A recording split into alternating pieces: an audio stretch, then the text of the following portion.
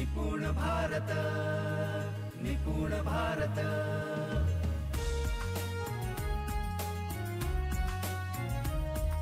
निपुण भारत, निपुण भारत।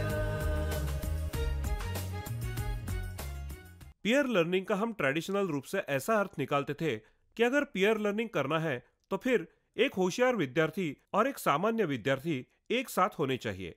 यह पीयर लर्निंग का एक भाग हो सकता है। सिर्फ इतना ही करना पीयर लर्निंग नहीं होता है, इसके अनेक प्रकार होते हैं। पीयर के क्या क्या प्रकार होते हैं और कैसे करते हैं वो हम देखेंगे, लेकिन उसके पहले हम देखेंगे कि सीखने का इंडिकेटर या सीखने का लक्षण ये होता है कि सीखने के बाद आपको शेयर करना पसंद है, सीखने के बाद तुरंत ही आपको शेयर करना पसंद है। अगर ऐसा है तो ऐसी अपॉर्चुनिटी हमारे सिस्टम में नहीं मिल रही है, यह हमें समझना पड़ेगा। क्या ये बात ही सही है कि सीखने के बाद हमें शेयर करने की इच्छा होती है? मुझे ऐसा लगता है कि सिर्फ बच्चों के बारे में यह नहीं, यह किसी भी व्यक्ति के बारे में सच है। हमारे घर पर ही देखिए, जब कोई तरकारी की नई रेसिपी ढूंढते हैं तो क्या पूरी तरकारी हम घर पे ही खा लेते हैं? एक छोटे बर्तन में पड़ोसियों को भी देते हैं। इसलिए नहीं देते कि उनके घर में सब्जी नहीं है। मैंने कोई नई रेसिपी बनाई है ये दिखाने के लिए हम पड़ोसियों को थोड़ी सी सब्जी दे देते हैं। उद्देश्य यह है कि मैंने कुछ नया सीखा है और मैंने जो सीखा है वो दूसरों को भी समझना चाहिए, यह मेरी इच्छा होती है। किसी भी व्यक्ति का ऐसा स्वभाव होता है। हम जब कुछ नया सीखते हैं तो उसे सबके साथ शेयर करने की हमारी इच्छा होती है। यही चीज हमारे बच्चों के साथ भी होती रहती है। अगर ये चीज हमारे बच्चों के साथ भी होती है तो उनको वैसा वातावरण और वैसे मौके मिलने चाहिए, सीखी हुई चीज बोलने की और शेयर करने की।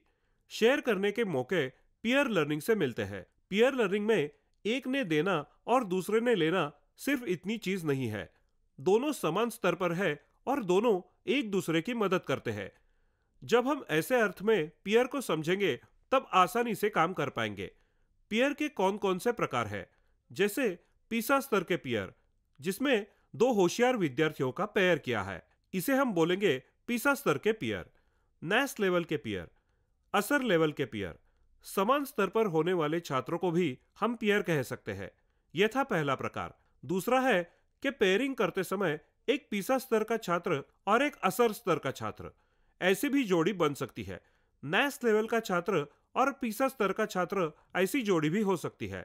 नेस्ट स्तर का और असर स्तर का, ऐसी भी जोड़ी हो सकती है। अलग अलग प्रकार के पीयर होते हैं, कठिनता के आधार पर बनाई हुई जोड़ियां। एक है समान स्तर की जोड़ी और अलग अलग स्तर की जोड़ी। ऐसी जोड़ियां अगर हम अल्टरनेट बनाते जाएंगे तो उसकी मदद छात्रों को मिलती है। इसके आगे का भाग है, जब हम पीयर लर्निंग कहते हैं तो उसमें 3 प्रकार होते हैं। पहला प्रकार है कि पीयर लर्निंग एक ही कक्षा के छात्र, कक्षा में अलग अलग विषय के पीयर हो सकते हैं, प्रकल्प के लिए पीयर हो सकते हैं। ऐसे अलग अलग पीयर है। ये सारी एक ही कक्षा के पीयर है। इसमें असर स्तर, न्याय स्तर और पीसा स्तर सब है। यह कक्षा के स्तर के पीयर है।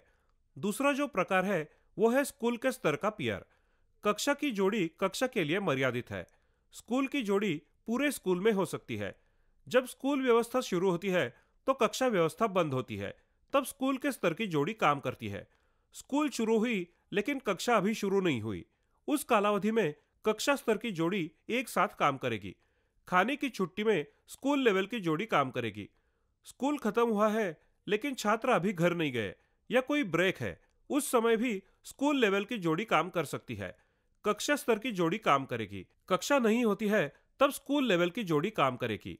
पहला प्रकार देखा कक्षा स्तर की जोड़ी, उसमें अलग अलग विषयों की जोड़ियां, प्रकल्प विषय जोड़ियां, ऐसे पीयर हो सकते हैं। उसके बाद हमने देखा स्कूल स्तर की जोड़ियां, जिसमें 5वीं का एक विद्यार्थी है और चौथी का एक विद्यार्थी हो सकता है। 7वीं और दूसरी का भी पीयर हो सकता है। या तो दोनों एक दूसरे की मदद करते हैं या बड़ा बच्चा छोटे बच्चों की मदद करता है। हम बहुत बार कहते हैं नए बच्चों को स्कूल की आदत डालना, उसके कल्चर की आदत डालना, इसमें तकलीफ होती है।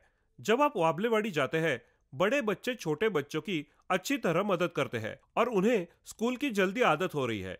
ये सारी चीजें आसान है जब हम स्कूल स्तर की जोड़ियां एप्लीकेबल करते हैं।